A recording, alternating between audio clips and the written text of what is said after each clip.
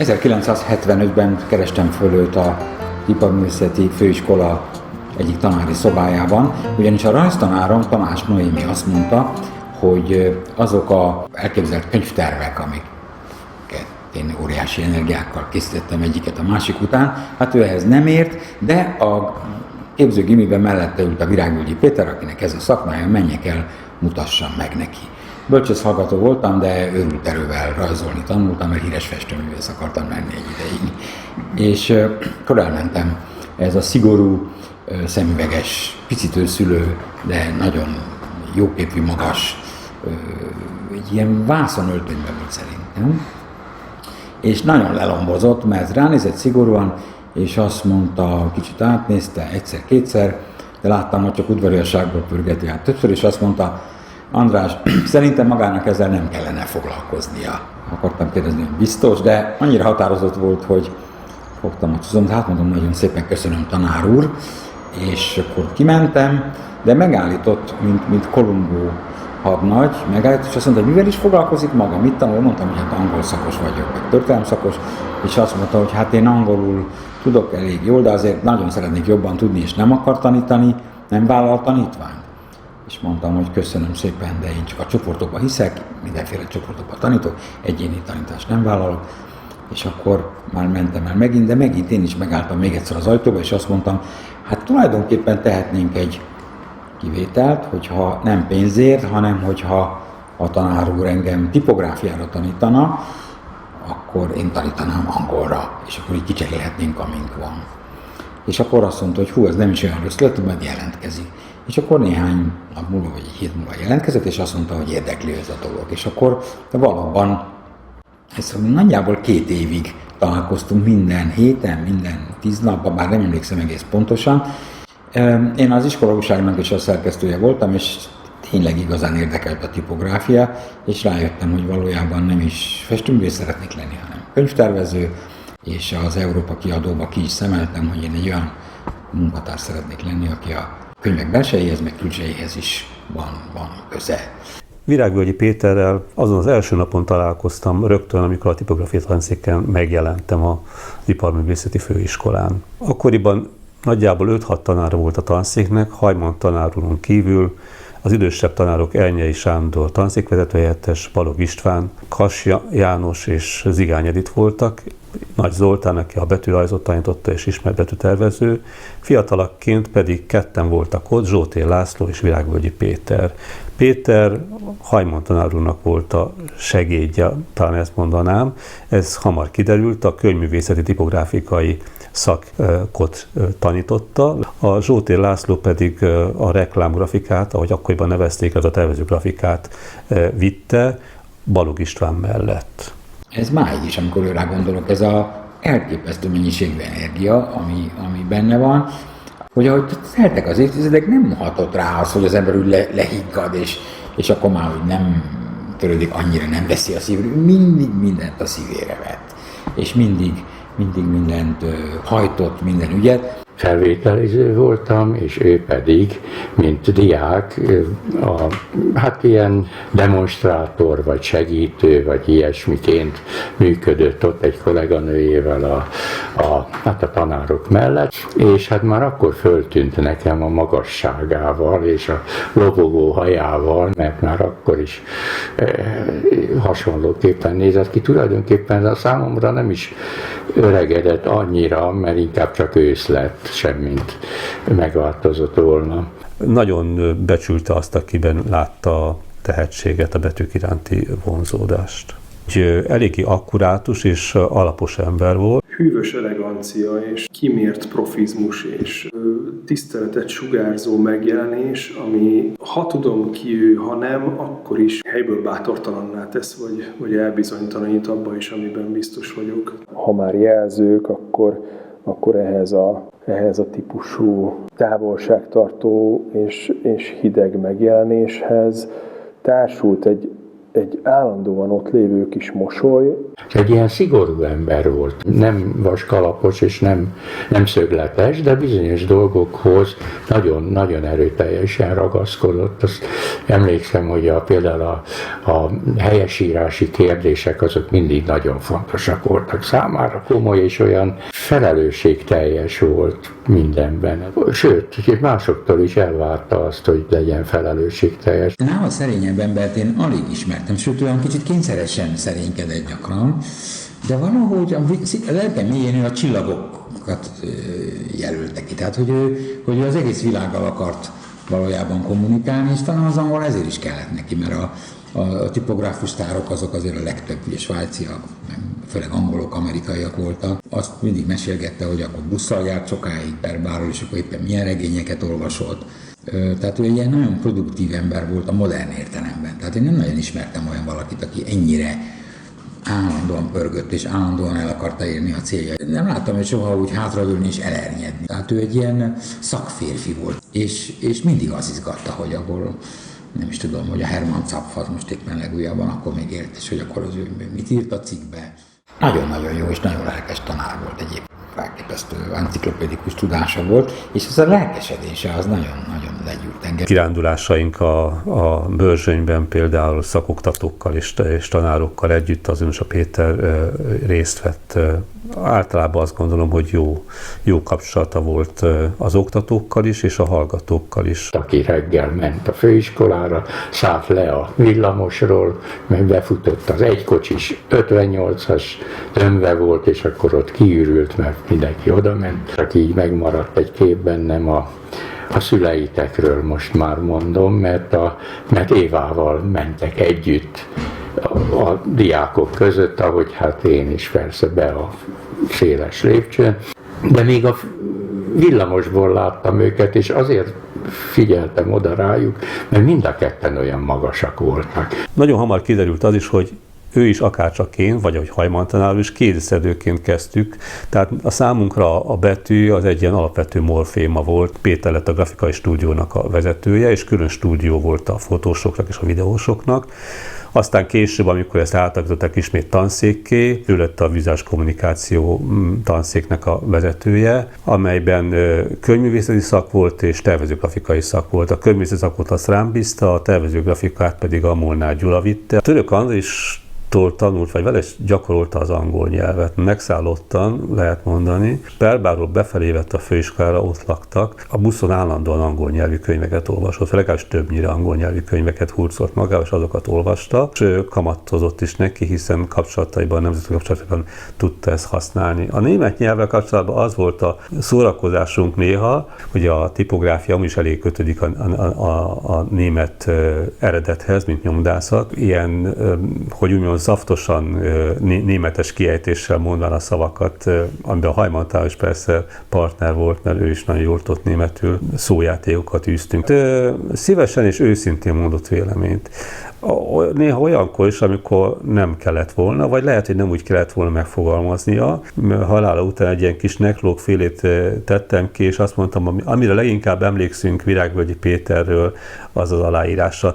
Mondta, hogy az, hogy az ember aláír valamit, azt úgy kell aláírni, hogy el lehessen olvasni, mert aki nem olvashatóan írja alá a dolgokat, az olyan, mintha nem is vállalná azt, amit aláírt. Betűkről tudott úgy beszélni, mint más emberekről, vagy olyan jelzőkkel tudott ellátni betűket, amit addig sosem gondoltam volna, hogy mondjuk egy ITC Garamond az mondjuk Geil lenne. Ez valahogy ilyen döbbenetes hatással volt rá.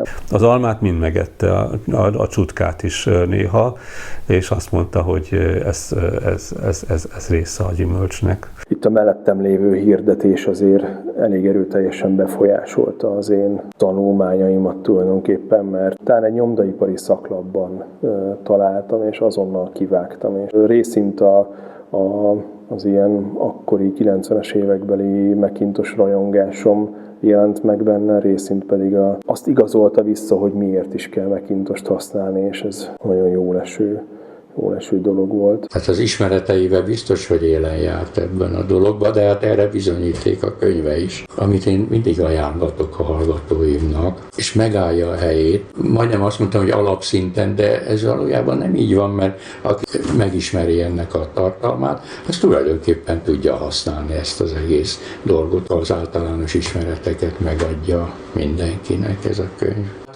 Amikor megjelent, örültünk neki. Engem meglepett, hogy ilyen nagy vállalkozást tett, mert ez nagy vállalkozásnak tűnt. Ez a mindennapi tanítás, meg ez az egyetemi világ, ugye feladatok egymás után, nem volt ez a levegőbe, hogy most valaki könyvet írjon, vagy egy ilyet összeállít. Ugye így szokták mondani, egy hiánypótló mű, de hát valóban szó szerint így van, annyira így van, hogy a mai napig sincs szerintem ilyen színvonalú könyv. Olyan mérföldkő mondjuk a tipográfia mestersége számítógéppel. Kézikönyvnek az Osiris kiadásban neveződött, de hogy már előtte is kézikönyvé vált, és emlékszem az első kiadás posztitokkal regiszteressé tettem, hogy könnyebb legyen megtalálni benne dolgokat. Annyira eszenciális információkat gyűjtött össze, minden mellébeszélés nélkül, hogy gyakorlatilag mára megkerülhetetlenné vált, példanélküli. Tehát ennyire sűrű, tömény,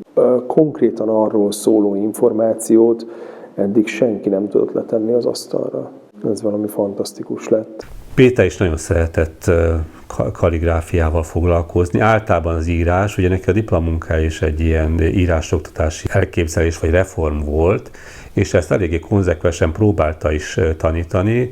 Én egy ilyen hagyományos sznob voltam addig, amíg ő nem fejtett ki rám hatást, és ugye a közügyekre magasan tettem, és ő átragadt róla az, hogy ez nem úgy van ám, hogy a világban hogy mennek a dolgok, hogyha bevezetnénk ezt az újfajta írást, akkor a gyerekek gyorsabban megtanulnánk írni, akkor olvashatóbb lenne, felnőtt korban sorolban el, meg az utcatáblák, meg egy csomó minden olyan ügyben. Tehát, és láttam rajta, hogy ha az ember elég sokat nyüzsög, elég meggyőző, elég sok energiát fektet bele, akkor meg lehet változtatni dolgokat, és nem mindig a hülyéknek van igaza, és nem mindig a rossz ízlés győz. A Péter igyekezett mindenben up-to-date lenni, ha ez jó szó ide. Olvasta hogy az angol folyiratokat, ami nagy előny volt számára. És nem csak, hogy tudta, hogy kik a húzónevek, hanem ezekkel kapcsolatban is volt. Hogy nem véletlen, hogy ő meg tudott szervezni egy ATP konferenciát, nem véletlen, hogy őt nemzetközi szinten jegyezték. Én elképesztően sokat tanultam tőle, hát egyáltalán nem csak az egalizálásról, meg a különböző betűtípusokról, meg miatta fizettem elő az Upper and Lower Case című folyóiratot, ami persze ingyenes volt, csak miatta rendeltem meg. Valahogy így tekintek én a Péterre is, mint aki valós időben, nemzetközi szinten jelenlévő szakember. Ő az ATP-nek a magyar képviselő tagja volt, és később a vezetőségbe választották, azt hiszem Pármában. Szervezett egy konferenciát ide Budapestre, nagy elánnal állt neki, a Tölgyfa galériában volt ez a szeansz, és a hallgatókat is bevonta elég aktívan. Többek között emlékszem, hogy Kálmán Tünde volt, aki annak a katalógusát készítette. Én meghívtam a Pétert, hogy szeretném, hogyha írástörténetet tanítana a hallgatóknak. Először kicsit ledöbbent, és aztán nagyon lelkesen nekiállt ennek a dolognak. Jellegzetes pillanat, a Péter órák előtt láttam, a Kodak karuszelekkel ült a szobácskájában, és a rengeteg dianyagból éppen válogatta azokat, amelyeket az aznapi előadásra be akart szortírozni a karuszelbe. Főváros utca névtábláinak az újratervezésére sor került. Ebben a Péter vett részt. Ja, itt is arról volt, hogy legyen keretezett, vagy ne legyen keretezett az utca névtábla, hogy egy ilyen öntvényben legyen beletéve az ománc tábla, vagy hogy legyen kivitelezve. Pétert megelőzően Hajman tanár úr volt a Magyar Könyvtárok Egyesület által szervezett Szépkönyv Bizottságban tag, vagy nagyon gyakran elnök is. Borsó Antikvárium tiszteletre méltó módon a Hajman tanítványok közül többeket fölkért, hogy a Hajman tanár úr fiatal korában készült Stefan Zweig Buchmendel című novelláját, amit magyarra átfordított németből, azt készítsék el unikális kötetként. Az ebevel betűjével készítette el a könyvet, és az a könyv akkor a szépkönyvversenyen díjat kapott. Ami talán az utolsó, jó hír volt a számára a szépkönyvek felől, nagyon örült neki. Hát a díjat nem tudta átvenni. Persze, akkor már nem volt olyan állapotban, hogy bejöjjön a ünnepségekre. Egy utolsó találkozásunk volt még, Évával eljöttek Esztergomba, a Kálvária dombra. Nagyon szép napsütötte délután volt, fölsétáltunk a Szent Tamás hegyre. Hihetetlen aprólékos felkészültségével, akár a Szent Tamás hegyi kápolnáról, akár Esztergomról, vagy egyáltalán az onnan látható kilátástól, vagy a bibliotékáról, mindenről volt valami kis apró félmondat, ami arról szólt, hogy igazából mindegyikről tudna akár egy órás előadást is tartani. Nekem nagyon hiányzik. Szomorú emlék, hogy életének utolsó hónapjában is, mikor meglátogattuk a tanszék tanáraival együtt, akkor én próbáltam arra bírni, hogy készítsen felvételét ezt a tipó felvételire. Fölbaktatott a szobájába a számítógép mellett, előhalázta és odaadta nekem, hogy ezt most rád bízom, készítsd el te. Tehát azt gondolom, hogy ha ő nem betegszik meg és nem hal meg ilyen fiatalon, akkor biztos rektor lesz. Ez a fajta közügyek iránti érdeklődése, ez teljesen lefegyverző volt.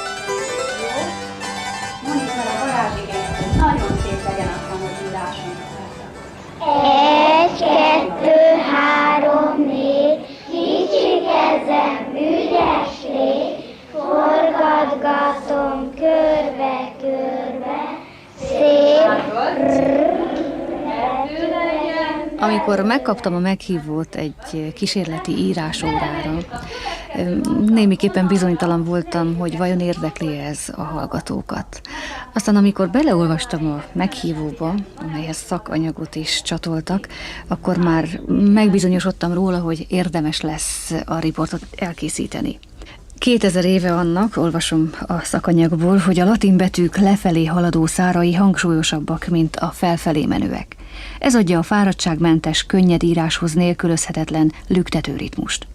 A jelenség magyarázata egyrészt az, hogy a test felé irányuló vonalaknak lehet az ujjak, illetve a kéz hajlító mozgása mellett nagyobb nyomatékot adni.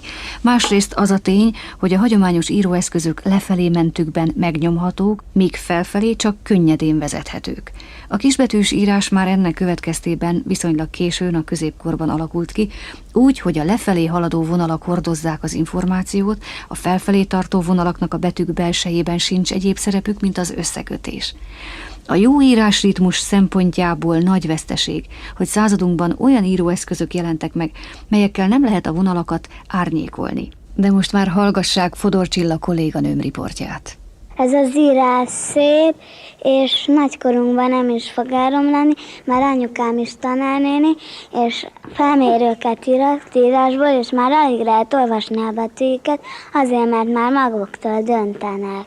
Mi döntünk is, meg mi nem kerekókat írunk, hanem kicsit tojást. Mi nekünk azért nem olyan a hőbetűnk, meg más betűnk. Ezt ti csak hallottátok, vagy már láttátok is összehasonlítva, hogy mennyiben másképp írtok ti?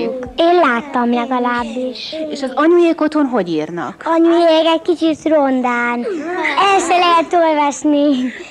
Ezt a bemutató órát Németné Gálvölgyi Mária tartotta. Ezzel a kísérlettel, amiben most ez az osztály részt vesz, vajon tényleg gyorsabban, lassabban lehet megtanulni, vagy egyáltalán mi az előnye? Hogy érzi a gyakorló pedagógus?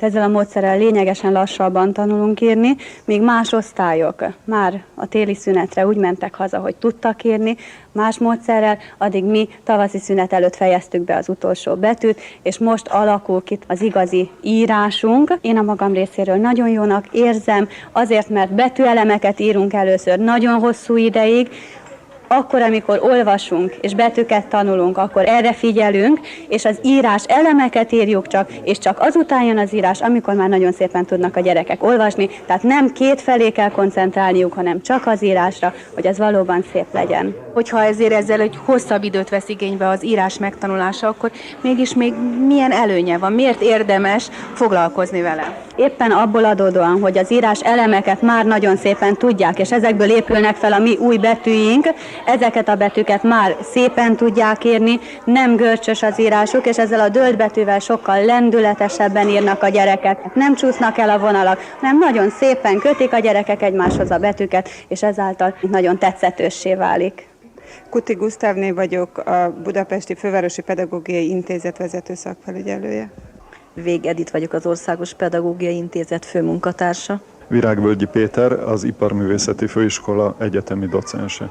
Diplomamunkám 1973-ban tartalmazott egy ilyen részt, hát ez a saját kérésemre történt, hogy javaslat az iskola írás tanítás reformjára, mert nagyon nem voltam megelégedve azzal, amit magam körül láttam, tehát hogy mennyire elromlott az emberek kézírása. Amikor Virágvölgyi Péter diplomamunkája megszületett, a rákövetkező tanévben Hajman professzor felajánlotta a diplomamunkát a minisztériumnak kipróbálásra. A minisztérium szólított fel minket, az Arany János iskolát, a 12. kerületet, hogy próbáljuk ki az írásmintát. Ez volt 1975-ben. 80-ig folyamatosan próbáltuk a mintát, tehát 5 éven keresztül, és akkor az új tantervi gondok miatt egy kicsit háttérbe szorult, hogy lehetőségünk volt felújítani ezt a kísérletet, már eleve nagy érdeklődéssel fogadták a kollégák, mert sokan emlékeznek erre a 75-80 közötti időszakra, és szívesen kapcsolódtak be. És 90-ben szeretnénk felajánlani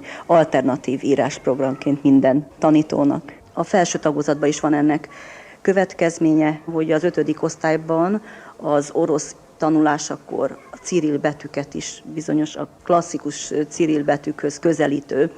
A Szovjetunióban úgy írnak a gyerekek. Igen, a környező országos nagyon sok helyen ugye döntik már. Számomra egy kicsit furcsa az, hogy ezt most kísérletként tanítják. Az én szüleim még dölt betűvel tanultak írni, és hát az biztos, hogy sokkal szebb volt az írásuk, mint az enyém. Mennyire más ez a mostani döltbetűs írás, mint amit 40-50 évvel ezelőtt tanítottak? Hát ez teljesen más, nem is emlékeztet arra, másak az íróeszközeink, a céljaink sem pontosan ugyanazok, hiszen az írás a gyerekeknek egy praktikus eszköz arra, hogy ismereteket elsajátítsanak, nem pedig például felvételi követelvény, mondjuk, ha munkába állnak. Úgyhogy nagyon sok tekintetben megváltoztak a körülmények.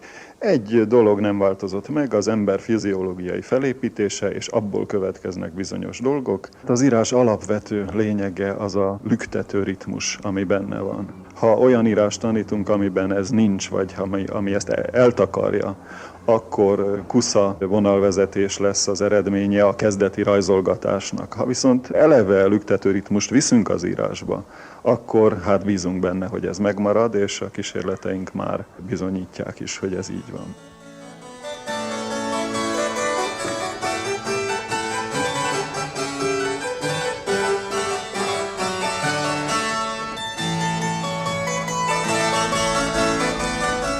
Nagymesterei vagyunk annak, hogy elfeledjük mindazt, amit a régiek egyszer már jól csináltak. Szegény pedagógusok a megmondhatói, hányféle újfajta felfedezést kellett átvenniük a régi jól bevált módszerek rovására. Tisztelettel üdvözöljük hát az enyhén jobbra dőlő írás tanítására szövetkezett szakembereket. Nagy szerencse, hogy ezt szóban tehetem, és nem kell elolvasniuk a stúdió asztalán lévő jegyzeteimet. Virágvölgyi Péter. Betűk, tanítás, tipográfia. Virágvölgyi Péter szinte egész életét a tanítás, a betűk és a tipográfia töltötte ki. Tanulmányok. 1948. novemberében született. A képzőművészeti szakközépiskola után kiváló kéziszedői minősítéssel került a Magyar Iparművészeti Főiskolára, ahol 1973-ban a tipografikai tanszék könyvművészeti szakán diplomázott. Később Hajman György tanársegédeként bent is maradt a tanszéken. Dölt írás. Diplomamunkája egy új, később a nevéhez köthető írásoktatási reform előkészítéséről szólt. 1975-től írástanítási javaslatát előbb Budapesten, majd 4 környékbeli iskolában is bevezették. Ehhez komplett tananyagot, segédletet, munkafüzetek és falitáblák sorát készítette el. Döltírás tanítására készített szerzői munkája Kis István illusztrációival 1996-ban jelent meg. Atipi.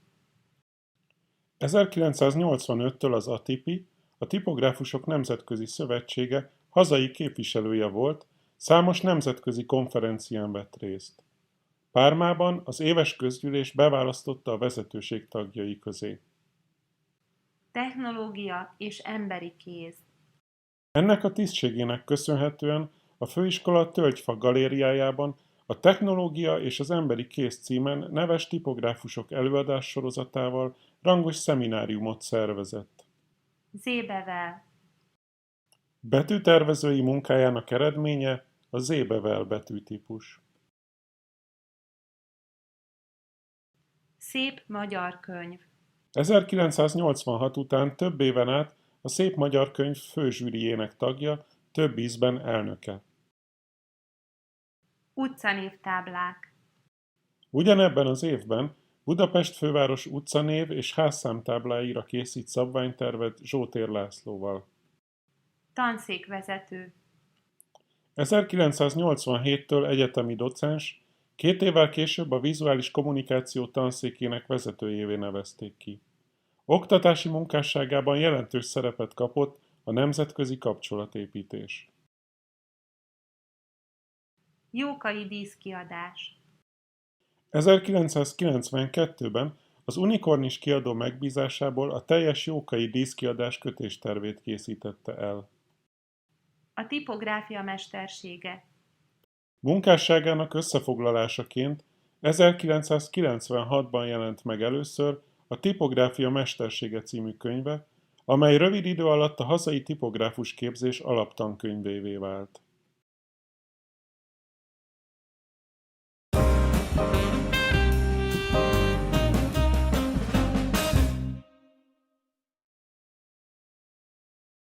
Készült Virágvölgyi Péter a Tipográfia mestersége című könyve alapján. A betűkép ingyenesen elérhető Androidra és Apple iOS-re. Kattintson a linkre a videó végén. Ajánló. Ha szeretné tudni, mikor milyen betűtípust válasszon, hogy melyik betűtípus alkalmas szövegnek és melyik címeknek, mekkora az ideális szóköz és sorköz mérete, milyen kiemeléseket használjon, hogyan helyezzen el képeket, akkor segítséget nyújthat ez a kiadvány, melyben számos olyan ismeret is helyet kapott, ami már a tipográfia magas iskolájának nevezhető.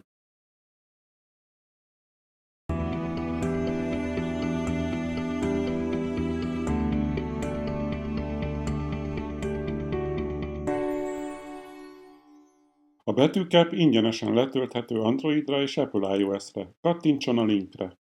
További kiadványok a sequence.hu honlapon. Feliratkozás Virágvölgyi András YouTube csatornájára.